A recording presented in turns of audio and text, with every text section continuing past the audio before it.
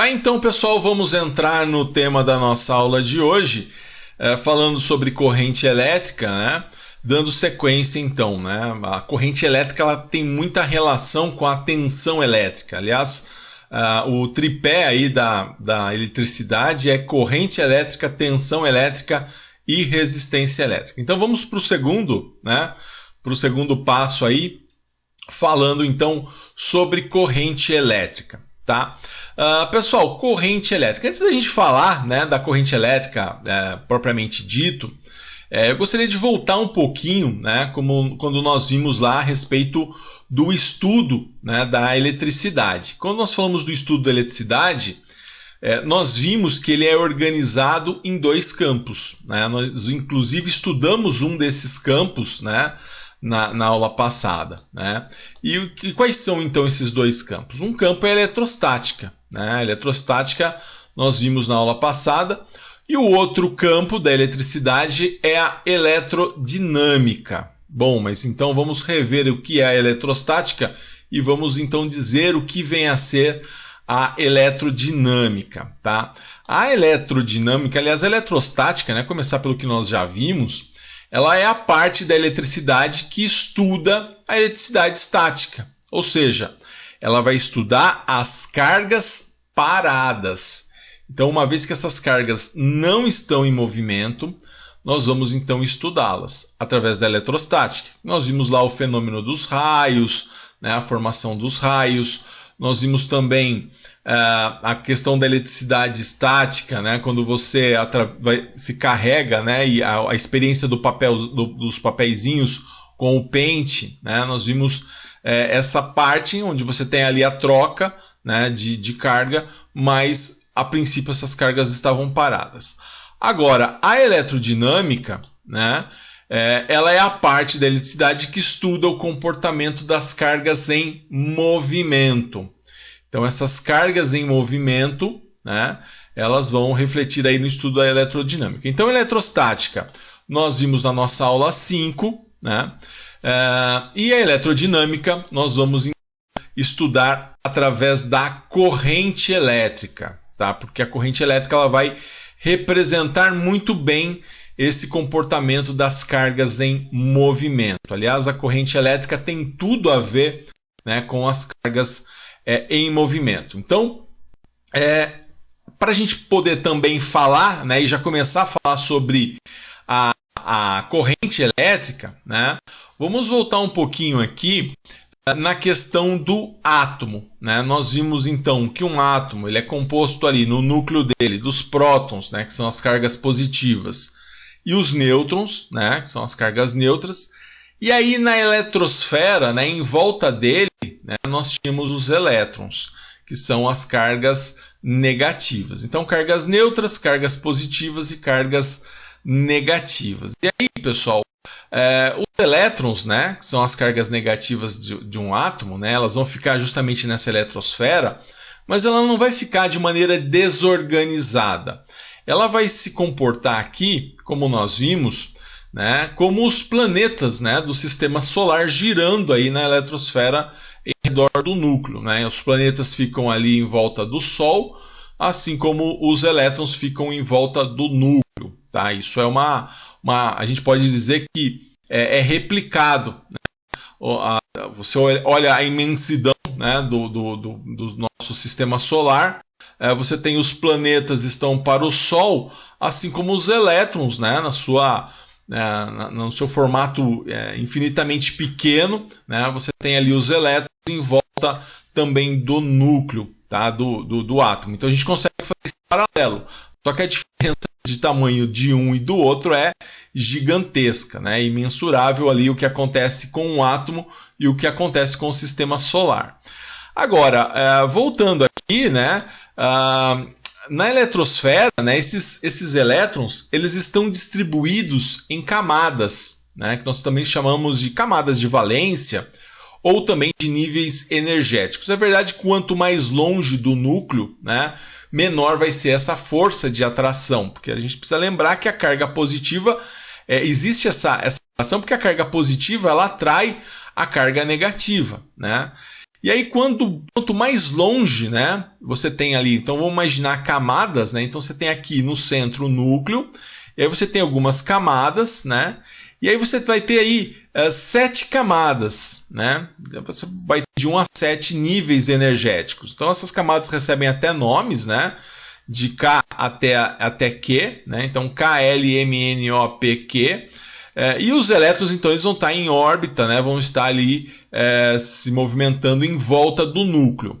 Os elétrons da órbita externa, esse aqui da última órbita, da camada Q, né, atômica, esses elétrons, nós chamamos eles de elétrons livres. Por quê? Porque eles vão ter facilidade de se desprender dos átomos. Afinal de contas, ele está mais longe do núcleo, né? Essa força de atração aqui, ela vai ser menor. Então, quanto mais elétrons eu tenho aqui nessa minha camada, na minha camada Q, que é a minha última camada, mais fácil é, né, deles se desprenderem, tá? Então a gente pode ter aqui, né, o número mínimo de elétrons por órbita, tá? Mas aí eu não quero também entrar muito no detalhe da questão química, mas pelo menos saber que os elétrons estão organizados em camadas e que os elétrons da última camada eles estão mais propensos a se desgrudar do átomo e ficar livre, tá? Isso é importante, é extremamente importante que você entenda, tá bom? Você não precisa ser especialista em química atômica, mas pelo menos entender esse efeito, né, dos elétrons que estão ali conforme planetas, né, do sistema solar girando em volta do núcleo do átomo.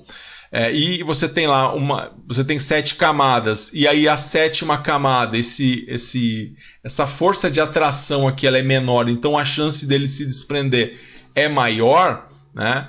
Então isso você precisa entender bem.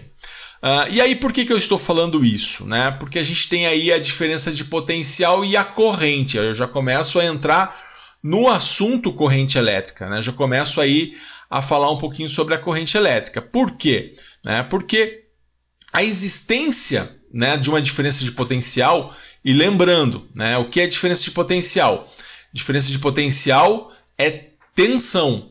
Então a existência de uma diferença de potencial, a existência de uma tensão, ela vai fazer com que os elétrons livres da última camada, olha só aqui na última camada, então os elétrons livres que estão mais distantes do núcleo, eles se movimentem de maneira ordenada. Olha só, vou até repetir essa parte que ela é muito importante. Então, quando você pega lá uma determinada estrutura, né, ele tem lá os átomos estão girando em volta, né, mesmo os da última camada, que são chamados de elétrons livres, eles estão ali mais distante, portanto, eles têm uma maior facilidade de se desprender do nosso átomo.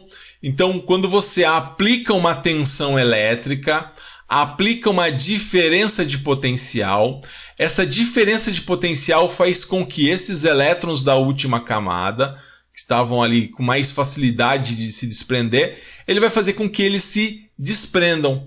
E não só se desprendam e se movimentem, né, de maneira ordenada. Né? E esse movimento ordenado desses elétrons é chamado de corrente elétrica. Então, resumindo, né? O que é a corrente elétrica? Quando você aplica uma tensão, né, num determinado material, os átomos, né, os elétrons da última camada dos átomos, que são elétrons livres, que são elétrons que são mais fáceis de se desprender do átomo, quando você aplica uma tensão, esses elétrons eles se desprendem e eles passam a se movimentar pelo material. E esse movimento, então, vai ser chamado de corrente elétrica, tá? Então, corrente elétrica é o movimento ordenado dos elétrons. Quais elétrons? Os elétrons da última camada, né? Os elétrons chamados de elétrons livres, tá? Então, esses elétrons vão se desprender do átomo e vão circular num sentido, a gente vai ver daqui a pouco esse sentido qual que é, mas eles vão circular pelo material, tá? Mas para isso eu preciso de uma diferença de potencial. Aí a gente já consegue ter a nossa primeira definição, né? Eu só tenho corrente elétrica se eu tiver tensão elétrica. Sem tensão elétrica, sem diferença de potencial, esse elétron aqui da última camada não vai se desprender. Consequentemente, ele não vai se movimentar. E o movimento desses elétrons são então chamados de corrente elétrica. Então, sem tensão elétrica não existe corrente elétrica, tá? Bom, falando então da corrente elétrica, né? Vamos aprofundar então um pouco mais na corrente elétrica. A corrente elétrica, ela consiste então em um movimento orientado, né, de cargas, que vai ser provocado pelo desequilíbrio elétrico, pela diferença de potencial entre dois pontos. Então, corrente elétrica é um movimento orientado, ou seja, tem uma ordem, né, tem uma sequência, né, das cargas elétricas, né, dos elétrons, né, no caso da carga negativa, que é provocado pelo desequilíbrio elétrico, que é provocado pela tensão elétrica entre dois pontos. Então, a corrente elétrica é a forma pela qual os corpos eletrizados procuram restabelecer o equilíbrio elétrico. Então, ali está desequilibrado, está perdendo carga, é uma forma que ele encontra, né, de provocar aí um equilíbrio elétrico. Então, pessoal, a gente tem aqui, né, dentro de um material, né, você tem ali esses elétrons, né, de maneira desorientada, desordenada. Mas quando você aplica então uma tensão elétrica, ele passa a circular num determinado sentido, de maneira ordenada, de maneira organizada, né, de maneira orientada. E esse movimento então ele é provocado por uma DDP, né, por uma tensão elétrica. Aqui eu estou representando através de uma bateria que fornece tensão contínua. Então essa tensão elétrica ela vai então provocar o movimento ordenado dos elétrons num condutor. Tá? E por que eu estou usando o termo condutor, né? Depois eu vou explicar melhor o que vem a ser o condutor ou isolante. Tá? Mas ele vai provocar esse movimento ordenado aqui, conforme nós temos. Então, pessoal, a corrente elétrica, ela vai... se a gente for analisar ela do ponto de vista, né, do campo elétrico, né, quando um condutor, né, ele tem as suas extremidades ligadas a uma diferença de potencial, vai surgir, né, no interior desse condutor um campo elétrico, né, orientado no sentido de menor potencial. Tá? Então essa corrente elétrica, essa força elétrica, né, ela começa a atuar, né, nos portadores ali de cargas que vão se deslocar, né, e aí ele vai então, esse deslocamento desses elétrons, ele vai receber o nome de corrente elétrica. Tá? Então, a corrente elétrica é justamente isso. A corrente elétrica é o movimento dos elétrons provocado por um desequilíbrio energético, por uma diferença de potencial, por uma tensão elétrica. Tá? Agora, pessoal, vamos ver então, né, mas como eu quantifico, né, a quantidade de corrente? Existe uma unidade para a corrente elétrica, né, a unidade de medida chamada de ampere. Tá? E o que vem a ser então o ampere? Bom, o ampere foi em homenagem a André-Marie Ampère. Inclusive esse acento aqui, ele é o contrário mesmo, ele é uma crase, né, num E, mas é porque ele vem do francês, né? O nome dele ele é um francês, né? É um físico, né, francês, que trabalhou aí em grandes descobertas no campo do eletromagnetismo e cedeu aí o seu nome à unidade de corrente elétrica. Tá? Então eu vou quantificar corrente elétrica através da unidade ampere. Então intensidade de corrente elétrica, né? O que é a intensidade da corrente elétrica? É o fluxo, né? É o quanto de cargas elétricas por uma seção transversal durante 1 segundo. Isso é o ampere, né? O fluxo de cargas elétricas por uma seção transversal durante 1 segundo. Isso é dado o nome de 1 ampere. Então, 1 ampere equivale ao fluxo de uma carga elétrica por uma seção transversal durante 1 segundo. Isso para efeitos, né, de classificação, para efeitos de metrologia. Tá? O que vai importar para a gente, né, então, é que essa carga ela está se deslocando. Né? Então eu pego aqui durante um segundo, uma carga elétrica se deslocou, e isso então vai ser chamado de 1 ampere. Tá? Então é sempre relacionado a essa intensidade, né? Esse fluxo de cargas. Eu gosto muito de relacionar a corrente elétrica, né, ao trânsito de veículos. Né? Então você tem ali alguns carros andando por uma rodovia. Né? Esses carros seriam os elétrons. Eles estão se movimentando pela rodovia. Esse tráfego, né, esse fluxo de carros, né, que é o trânsito, né, fazendo uma comparação, o fluxo dos elétrons seria então a corrente elétrica. Então o elétron seria equivalente ao carro, né, e o trânsito, o fluxo dos carros seria equivalente à corrente elétrica. Tá? Então, pessoal, voltando lá na unidade de medida, né, então a gente, sempre quando eu quiser me referir à corrente elétrica, né, a intensidade de corrente elétrica, eu vou usar a letra I maiúscula. Então isso aqui substitui a palavra corrente. Né?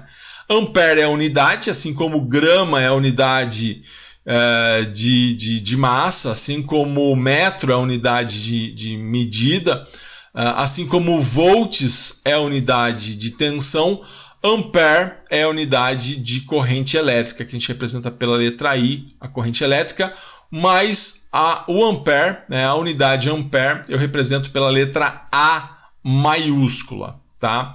Então, dessa forma, a gente vai também ter os submúltiplos, né? O microampere, o miliampere, o quiloampere, né? O micro é quando eu quero multiplicar por 10 a menos 6, nós já estudamos isso, né? O mili quando eu quero multiplicar por 10 a menos 3 e o quilo quando eu quero multiplicar por 10 a terceira. É raro, tá, pessoal? É raro você ter quiloampere, embora na eletrônica, na eletricidade aí de alta tensão vai provocar uma alta corrente. Mas é mais comum você ter ali nos circuitos caseiros, né? Você ter microampere, miliampere nos circuitos eletrônicos. Aqui seria para altas cargas, tá? Mas nada impede de aparecer o quiloampere, tá bom? Bom, e aí, pessoal, a gente tem lá a fórmula da corrente elétrica. Nós não vamos trabalhar com essa fórmula, mas é só representando, né? É uma forma da gente pegar o que nós vimos com relação à definição da corrente elétrica e estabelecer ali um conceito matemático para essa corrente elétrica. Então nós vamos ver o seguinte, que a corrente elétrica ela vai ser a quantidade de carga elétrica, né, dividido, né, pelo intervalo de tempo, né, pelo quanto de tempo você tem ali. Então, só fazendo aqui um exemplo, né, então, se eu quisesse saber aí qual a corrente elétrica quando uma carga de 5 coulombs, né? Coulomb é a unidade de carga elétrica, né? Quando 5 coulombs passam por uma seção transversal durante 2 segundos. Então, se eu quiser achar a corrente elétrica para isso, eu vou fazer o quê? 5 coulombs, né? Que é a minha carga. Aliás, uma carga de 5 coulombs é muita coisa, né? E vou dividir isso por 2, que é o tempo, né? Por 2 segundos. Então eu teria aí uma corrente de 2,5 ampere. Tá? Então essa seria a minha corrente, a intensidade de corrente elétrica. Então, olha, em vez de escrever ampere, eu coloco a letra A aqui. Em vez de escrever corrente, eu coloco a letra I. Então eu falo que corrente, né? Em vez de escrever corrente, eu coloco o I maiúsculo, que vem de intensidade de corrente elétrica. Tá? Então essa seria a nossa fórmula da corrente elétrica. Tá? E aí a gente tem algumas condições, né, para que nós possamos ter a corrente elétrica. Se a corrente elétrica é o movimento do elétron, é o fluxo, né, da movimentação do elétron, a gente tem algumas condições básicas, né, para que eu tenha a corrente elétrica. Então, que condições são essas? Né? Então, para que a gente tenha a corrente elétrica, eu preciso de 3 condições. A primeira, eu preciso ter tensão elétrica. Né? Sem a força que tira o elétron ali da última camada do átomo e coloca ele para se movimentar, eu não tenho corrente elétrica. Então eu preciso de tensão elétrica. E aí vai ter uma relação. Quanto maior a tensão elétrica, maior vai ser também a velocidade com que esse elétron vai se movimentar, ou seja, a intensidade da corrente elétrica. Né? Maior o fluxo de elétrons. Então elas são diretamente proporcionais. Eu preciso também de um circuito fechado, eu não posso ter um circuito aberto. Né? Por isso que quando você tem lá um interruptor, né? Você interrompe, você abre o circuito, né? A lâmpada apaga, porque aí deixa de passar corrente elétrica. Então interrompeu, deixa de passar corrente elétrica, circuito interrompido, então eu não tenho movimento de elétrons. Então eu preciso de um circuito fechado. A gente vai ver melhor esse conceito de circuito fechado, que eu não havia falado até então. A tensão elétrica, tudo bem, nós já falamos na aula passada, mas essa questão do circuito fechado a gente vai vendo mais detalhe. E eu também que o material, né, que esses átomos integram seja um condutor, né? Por quê? Porque o isolante, né, ele não possui aqueles elétrons livres, né? Ou ele possui uma quantidade muito pequena de elétrons na última camada.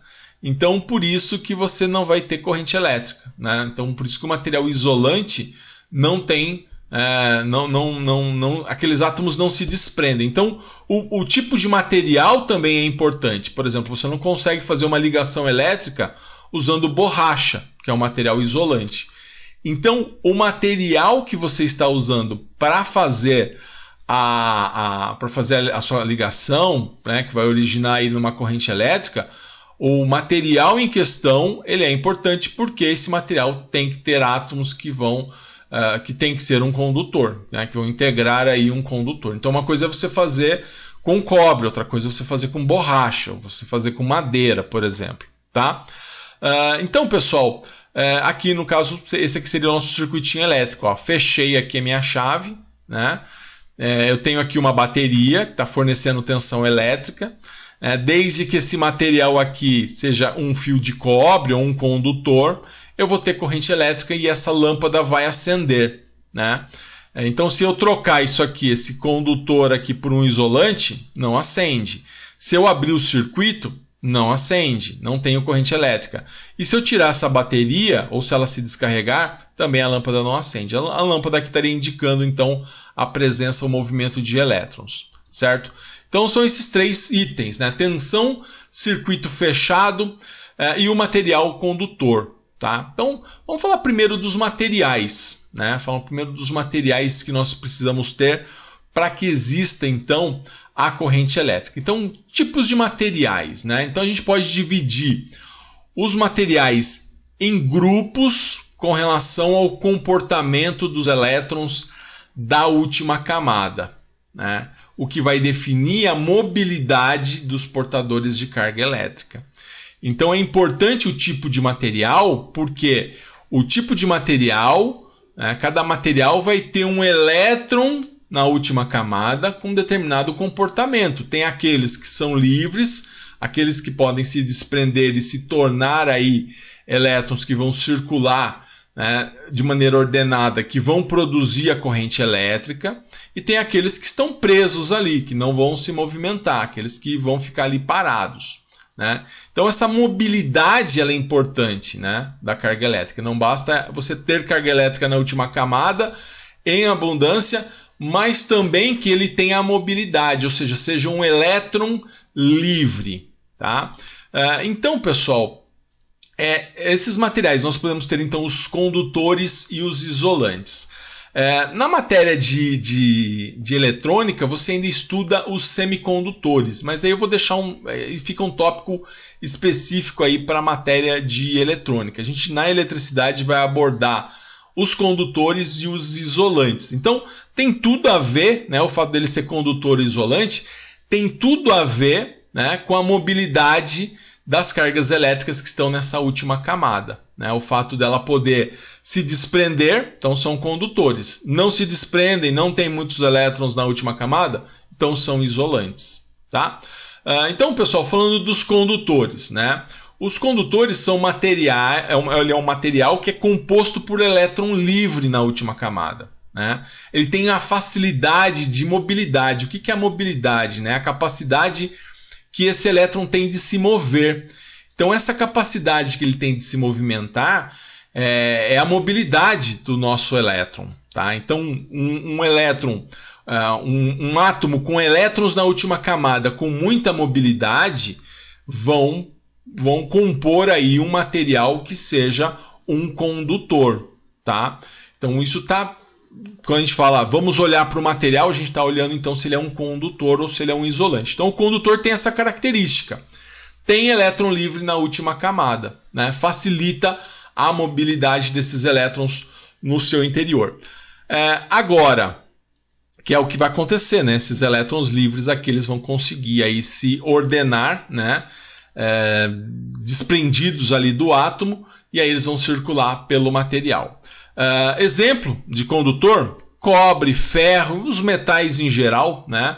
O que a gente mais usa, né? O ouro também, né? O que a gente mais usa é o cobre, né? A relação custo-benefício do cobre ela é grande, embora você tenha até contatos, por exemplo, memórias, você tem ali contatos com ouro, que tem uma condutividade maior. Então, você tem aí um leque muito grande aí de materiais que você pode utilizar como condutor. Tá? Então, cobre, ferro e os metais em gerais são os condutores.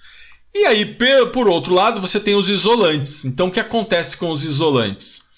No caso dos isolantes, é um material que tem poucos ou nenhum elétron livre, né? Então, esses são os isolantes. Então, você pode ter um material que é mais isolante ou menos isolante, vai depender, então, se ele tem mais ou menos elétrons livres na última camada. Exemplo: plástico, borracha, madeira, tá? São os exemplos típicos aí dos isolantes. Então, pessoal, condutor versus isolante. Os materiais condutores conduzem corrente elétrica, os materiais isolantes não conduzem corrente elétrica. Então, essa é a diferença básica entre eles, né? Boa pergunta, a diferença entre condutores e isolantes, né? Então, o material condutor conduz corrente elétrica, né? Por conta dele ter ali elétron livre na última camada, que com a aplicação de uma tensão ele pode se desprender e circular e se movimentar de maneira ordenada. Já o isolante, né, materiais isolantes não conduzem corrente elétrica.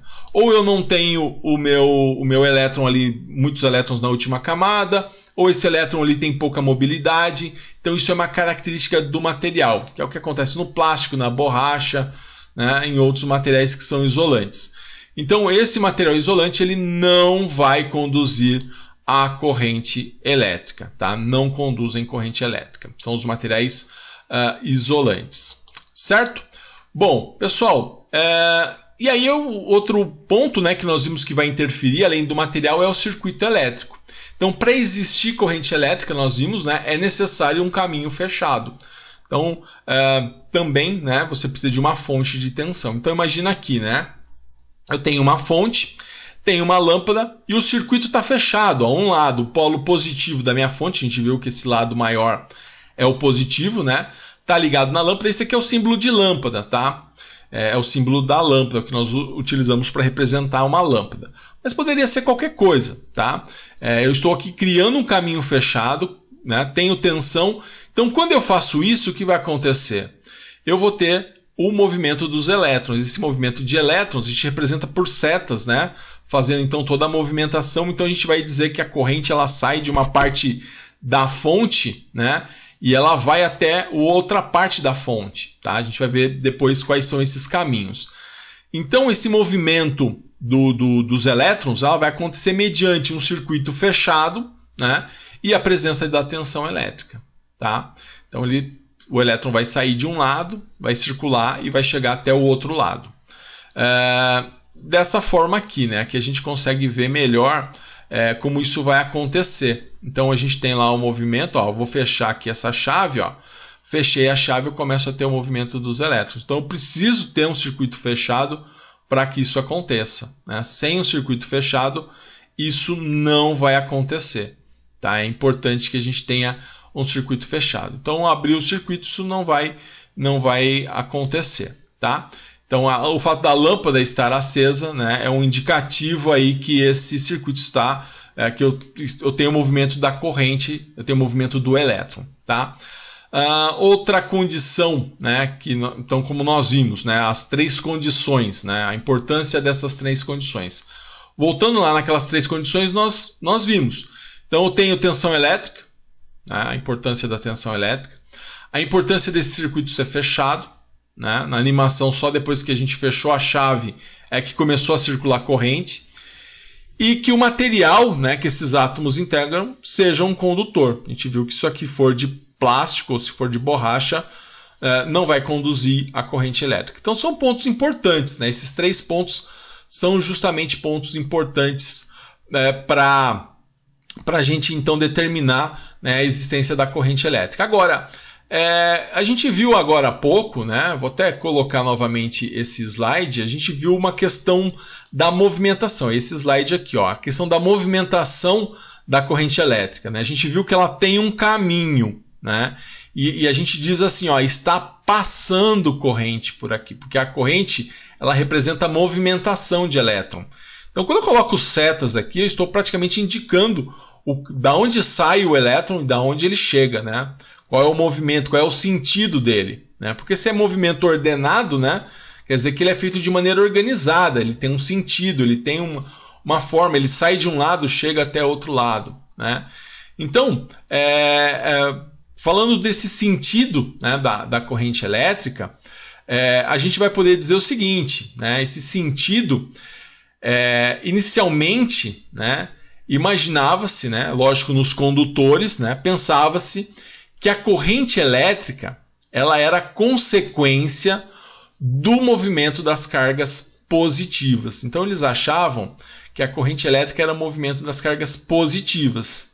Então a carga saía ali do positivo da fonte e ia até o negativo da fonte. Então inicialmente imaginava-se que corrente elétrica era o movimento dos prótons, tá? Esse era o pensamento inicial. Então cientificamente, né, com o tempo percebeu-se que não, né? Que não. Então nós sabemos então que o sentido real, ou seja, na realidade o que acontece é o movimento dos elétrons. Ou seja, ele vai de um potencial menor, ele vai do menos para o mais.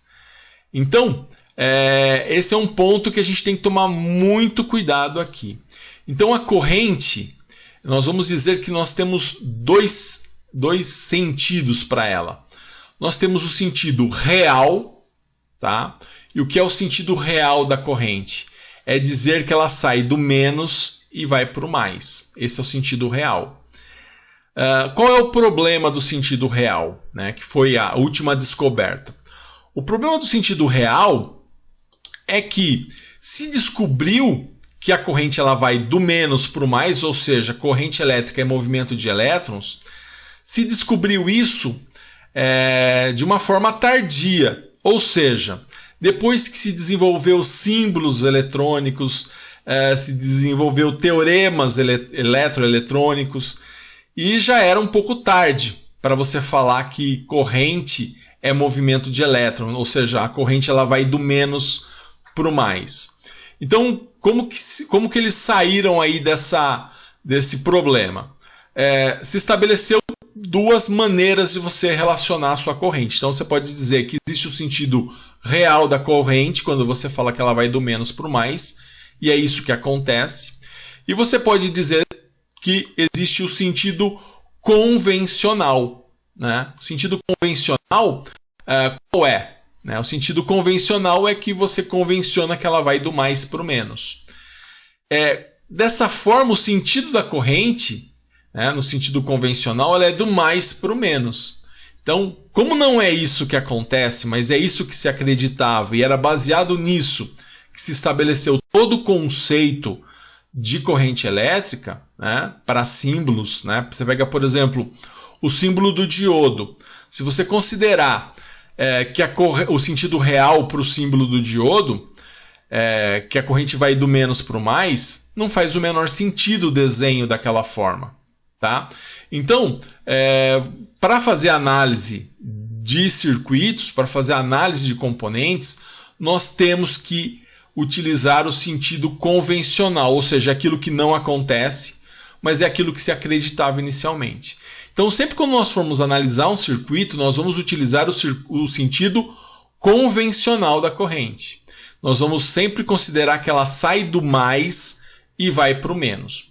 Isso não vai fazer diferença em termos de resultado, né? Embora não seja o que realmente acontece, mas vai fazer sentido com a simbologia, tá? Principalmente quando você estuda os componentes eletrônicos. Isso afeta muito o diodo, isso afeta muito o transistor, tá? Componentes que tiveram a sua simbologia baseada no sentido da corrente do positivo para o negativo. O que não é o que acontece, mas se definiu então como sentido convencional. Então, para a gente aqui, resumindo toda a história, a corrente vai do mais para o menos. Esse é o sentido convencional. É isso que acontece, na verdade? Não. Mas é isso que se convencionou. Então, a corrente, sempre nos nossos circuitos, a gente representa ela indo do mais para o menos. Tá? Então, sentido convencional do positivo para o negativo. Então, para a gente fechar essa questão do sentido, né, o referencial adotado para sentido da corrente elétrica nos condutores é o sentido convencional. Tá? Então, do mais para o menos, essa é o sentido que nós vamos utilizar. Legal, pessoal? Um grande abraço a todos e bons estudos!